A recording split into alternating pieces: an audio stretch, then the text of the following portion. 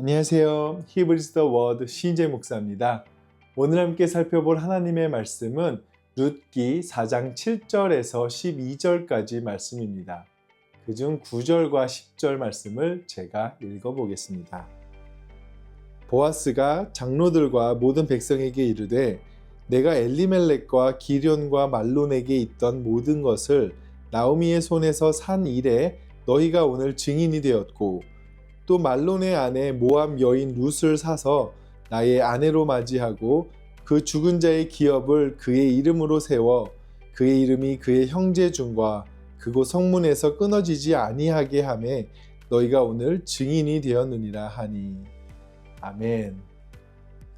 세상의 질서, 곧 제국의 질서는 더 많이 차지하고 더 넓게 확장하는 것으로 힘을 증명하려고 합니다. 그래서 더 넓은 땅, 더 큰 건물, 더 많은 소유, 더 커진 영향력, 이런 내용들이 그 사람이 얼마나 성공하였는지를 가늠하는 기준이 되어 왔었죠. 하지만 하나님 나라는 다른 방식으로 확장됩니다. 오늘 본문을 보시면 처음에는 나오는 인물들이 마치 땅을 거래하는 것처럼 보입니다. 누가 엘리멜렉의 기업을 물을 것인가? 누가 그 땅의 권리를 가질 것인가의 문제처럼 보이게 되죠. 그런데 본문을 묵상하다 보면 이 이야기가 단순히 땅의 거래에서 끝나는 내용이 아니라는 것을 알 수 있습니다. 그렇다면 본문은 무엇을 말하고 그 속에서 하나님 나라는 어떻게 확장이 되어 가는지를 말씀을 통해 한번 살펴보도록 하겠습니다. 먼저 오늘 말씀을 보면 겉으로는 땅의 권리를 넘겨주는 거래처럼 보일 수 있습니다. 하지만 사실은 한 가문의 이름과 미래를 다시 세우는 책임이 보아스에게 공식적으로 넘어가는 장면이죠. 제가 7절 말씀을 한번 읽어보겠습니다. 옛적 이스라엘 중에는 모든 것을 무르거나 교환하는 일을 확정하기 위하여 사람이 그의 신을 벗어 그의 이웃에게 주더니 이것이 이스라엘 중에 증명하는 전례가 된지라. 이 구절은 옛 이스라엘의 풍습을 설명하는 장면이죠. 누군가 자기 권리를 다른 사람에게 양도할 때 신발을 벗어서 상대에게 전하는 건네는 관습이 있었다라는 겁니다. 그런데 이 비슷하게 신발이 등장하는 장면이 신명기 25장에도 나오는데요. 오늘 본문의 분위기는 신명기와는 조금 다릅니다. 왜냐하면 신명기 말씀을 보시게 되면 거기서는 형제의 의무를 거부한 사람의 신발을 과부가 직접 벗기며 얼굴에 침을 뱉는 그런 공개적으로 망신을 주는 의식이었기 때문입니다. 그런데 오늘 본문 8절을 보게 되면은 그런 망신을 주는 자리로 보여지지는 않습니다. 그 아무개라는 친족이 스스로 자기 신발을 벗어 보아스에게 건네는 무언가 평화로운 모습을 보여주죠. 여기서 우리는 어제 묵상의 아무개를 다시 생각해 볼 수 있습니다. 그는 한 걸음 더 나아가지 못했던 사람입니다. 하지만 룻기 저자는 그를 망신 주지 않았죠. 다만 그는 오늘 말씀에서 신발을 벗는 행위를 통해 다음 사람이 다시 시작할 수 있는 자리로 만들었습니다. 그는 거기서 멈추었지만 그로 말미암아 다른 누군가의 다음 한 걸음을 위한 새로운 출발점이 생기게 된 것이죠. 그리고 이제 아무개가 포기한 권리와 책임이 보아스에게로 넘어갑니다. 게다가 이 모든 장면들은 두 사람의 개인적인 거래가 아닌 성문 앞에서 이루어지는 공적인 절차로 드러나지죠. 자칫 불편하고 어색할 수 있는 문제였지만 보아스는 그것을 숨기지 않고 공적으로 책임있게 다룹니다. 왜냐하면 이 문제는 단순히 땅을 거래하는 자리가 아닌 한 가문의 이름과 미래가 달려있고 또한 그 자리에 모압 여인 룻이 있었기 때문입니다. 그래서 오늘 이 장면은 단순한 땅의 거래를 넘어 모압 여인 룻과 죽은 자의 이름을 함께 세우려고 하는 그런 사건으로 볼 수 있는 것입니다. 그래서 9절 말씀을 보게 되면 보아스가 장로들과 모든 백성에게 이르되 내가 엘리멜렉과 기럨과 말론에게 있던 모든 것을 나오미의 손에서 산 이래 너희가 오늘 증인이 되었고, 여기까지 들어보면 그냥 땅을 거래하는 것처럼 보이죠. 하지만 10절을 계속 읽어보면요, 또 말론의 아내 모압 여인 룻을 사서 나의 아내로 맞이하고 그 죽은 자의 기업을 그의 이름으로 세워 그의 이름이 그의 형제 중과 그곳 성문에서 끊어지지 아니하게 하매 너희가 오늘 증인이 되었느니라 하니. 10절 말씀에 보시게 되면은 또로 시작하게 됩니다. 여기서 또라는 말이 룻기 전체의 무게중심을 옮겨 놓았다라고 볼 수 있는데요. 이 일은 단순히 땅과 밭의 문제가 아니었습니다. 그 중심에는 모압 여인 룻이라는 한 사람이 가족 안으로 들어오는 일이 있었고, 죽은 자의 이름이 끊어지지 않게 하는 책임이 있었던 겁니다. 보아스가 감당한 가장 중요한 책임은 땅을 넓히는 것이 아니라 룻을 가족으로 맞이하고 죽은 자의 이름을 다시 세우는 일이었던 것이죠. 여기서 저는 하나님 나라의 본질을 볼 수 있다라고 생각합니다. 하나님 나라는 어떻게 해서든 영역을 넓히는 방식으로 확장되는 것이 아니라 한 사람이 가족 안으로 들어오는 방식으로 점점 자라난다라는 거죠. 그런데 이게 세상의 질서에 물들어 있다 보면은 이런 사실을 종종 놓치게 됩니다. 우리는 신앙생활이 얼마나 많은 일을 했는가, 얼마나 대단한 사역에 참여했는가로 측정하는 경우가 있습니다. 그런데 하나님 나라의 진짜 무게중심은 밭이 아니라 사람에게 있었다라는 거죠. 얼마나 넓어졌는지가 아니라 누구의 이름이 다시 세워졌는가에 있다라는 겁니다.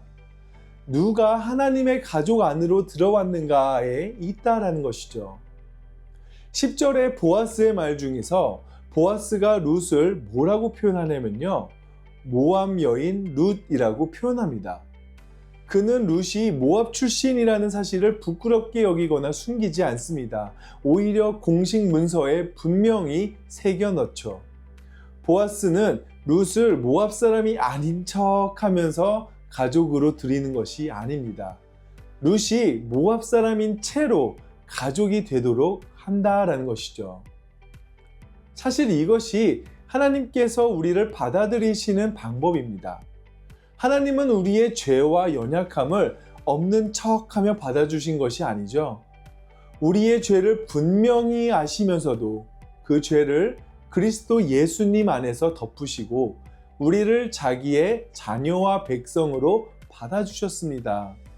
곧 진짜 사랑은 상대를 다른 사람인 척하게 만드는 것이 아니라 내가 원하는 방향으로 만들어서 내 안에 두려는 것이 아니라 그 사람의 현실을 알고도 책임 있게 품고 새롭게 세워가는 사랑인 것입니다. 그러자 어떤 일이 일어나냐면요, 11절과 12절 말씀입니다.